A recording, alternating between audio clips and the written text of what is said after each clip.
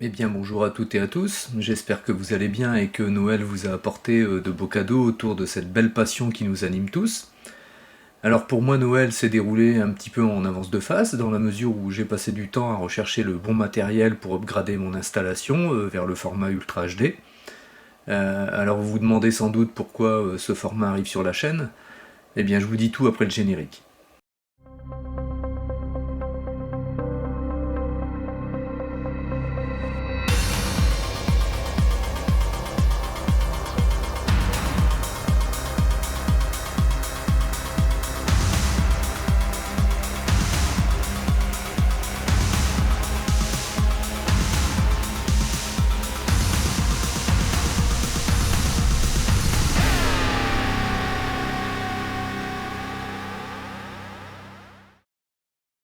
Alors avant de démarrer ce premier Zoom achat, un peu spécial puisqu'il s'agit du premier numéro, il me semblait intéressant d'expliquer les raisons de cette nouvelle rubrique. Ma chaîne a été créée pour partager d'une certaine manière la vision de ma collection autour des steelbooks que je considère comme des petites œuvres d'art. Aujourd'hui, Zoom Steelbook est plutôt en demi-teinte avec peu d'abonnés et surtout peu de vues. Je dois bien me rendre à l'évidence, mes vidéos ne passionnent pas les foules malgré le nombre de plus en plus important de collectionneurs sur Facebook et sur YouTube. Le concept n'est pas mort certes, mais les vidéos produites sont de moins en moins fréquentes pour la simple raison que ces zooms ont du mal à trouver leur public. Fabriquer un clip comme je le fais est très chronophage. Il faut compter environ 20 à 30 heures de développement avec le tournage, la recherche des angles, la musique, la post-prod, les effets spéciaux et j'en passe. Pour ceux qui ont une chaîne, vous savez de quoi je parle. Du coup, l'équation entre produire du beau et du rapide est forcément difficile à atteindre. Pour vous situer le niveau d'intérêt de la chaîne, la dernière vidéo sur l'incroyable Hulk n'a atteint que 50 vues sur 3 mois pour finalement atterrir à 154 vues en cette fin d'année. Au-delà de ce constat, l'idée me trottait depuis un petit moment dans la tête. Avec mon fils, on s'est dit pourquoi ne pas créer non pas une autre chaîne, mais une sorte de rubrique qui pourrait s'intituler Zoom Achat. L'occasion pour moi de vous présenter toutes mes rentrées, qui sont nombreuses. J'achète beaucoup chaque mois et il m'a semblé intéressant de partager sur cette belle communauté française toutes ces œuvres, les Blu-ray, les steelbooks et autres premium collectors. Cette rubrique aura aussi vocation à vous éclairer, tant que faire se peut, autour des composantes techniques du format Ultra HD qui, il faut bien l'avouer, est complexe. Le HDR10, le HDR10+, le Dolby Vision, les aspects sonores avec le Dolby Atmos, le DTS HD Master Audio, et même le simple Dolby Digital 5.1, pour ne citer que. Allez, tout de suite on démarre cette nouvelle rubrique. Alors au programme du Zavi, de l'Amazon France, Espagne, eBay, du Fnac également, sans oublier Noz avec ses tarifs défiant toute concurrence. Alors on démarre avec du Zavi. Il s'agit du coffret de la série La Planète des Singes, le remake. Un coffret que j'ai trouvé alors que je n'étais pas encore équipé en 4K. Alors c'est sans doute d'ailleurs cette édition qui a fait germer en moi l'idée d'upgrader mon matériel. Vous savez ce que c'est, vous commencez à acheter un format que vous ne pouvez pas encore lire et puis l'idée fait son chemin. Si mes souvenirs sont bons, ce coffret était aux alentours de 21€, donc 7€ l'édition pour un upgrade, c'est plutôt raisonnable. Sur le plan technique, le delta entre le Blu-ray et l'UHD n'est pas forcément immense, néanmoins l'HDR10 et sa luminance rehaussée et son spectre de couleurs étendu apportent un vrai gain par rapport au Full HD. Côté audio, si le coffret n'indique aucune piste française, la VF est bien présente en DTS HD Master Audio 5.1, comme pour la VO d'ailleurs. Voilà, je possède la trilogie en steelbook, donc les galettes viendront les alimenter.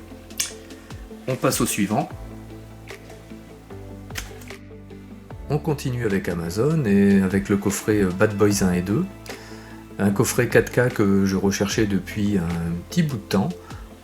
Alors Black Friday oblige, comme beaucoup j'ai surfé pour trouver les bonnes offres, d'autant que j'avais un peu loupé les précédentes promos. Je suis complètement passé à côté de la semaine de la vidéo et notamment à côté de ce coffret. Un coffret qui lors de sa sortie était aux alentours de 40€, Si mes souvenirs sont bons, ce coffret était à 10 € pendant une courte période chez le géant américain, suite à une sorte de bug. Et puis le coffret est ensuite repassé au-dessus de la barre des 20 €. Il est d'ailleurs aussi sorti chez Zavvi aux alentours de 24 à 25 €, mais très vite sold out. J'attendais donc pour trouver enfin la bonne affaire. Et puis un soir, en surfant sur Amazon, le site le proposait à 16 €. Une offre plutôt alléchante, d'autant que le site m'avait offert un bon d'achat de 10 € que j'ai forcément utilisé tout de suite. J'ai donc pris une seconde édition 4K que je vous présenterai un peu plus tard pour dépasser les 25 € et arriver aux environs de 29-30 €. Et oui, c'est le piège. On pense faire des économies, mais finalement, pour éviter les frais de port, on tombe dans le piège du toujours plus. Disons qu'on ne paye pas complètement plein pot. Alors sur le plan technique, l'image reçoit un 5 sur 5 alors que le son est plutôt en demi-teinte, même s'il reste immersif lors des scènes d'action, et c'est bien ce qu'on attend après tout sur ce genre de film. La VO est au format Dolby Atmos et la VF en DTS HD Master Audio.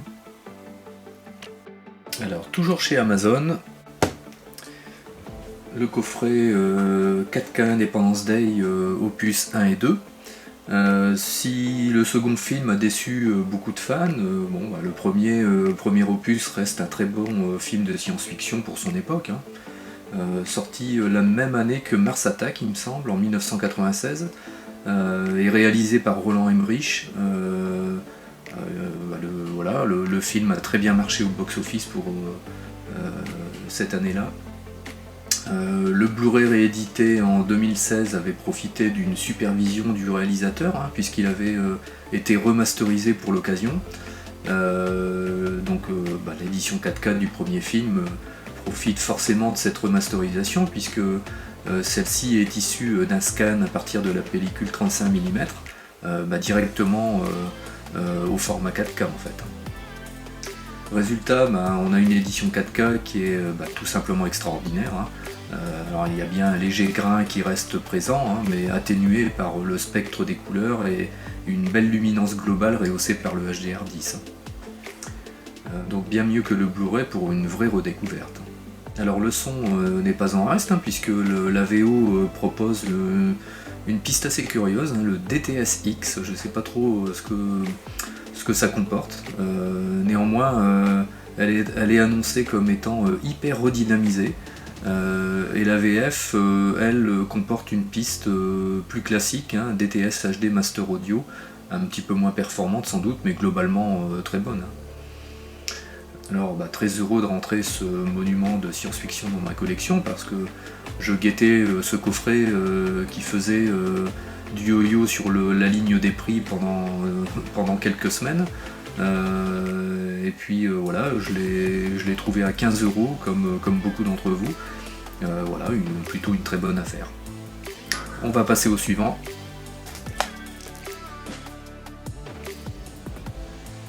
Encore du Amazon. Hop, si ça tient, voilà.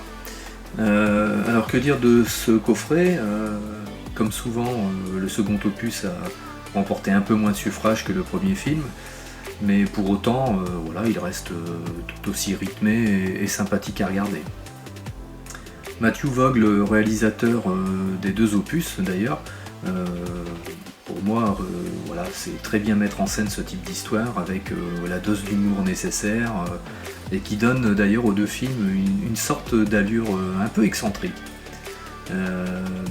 Les plans, on a des plans veux-tu en voilà, des effets spéciaux à couper le souffle, une immersion sonore comme on les aime, alors que demander de plus, de se régaler devant ces deux films.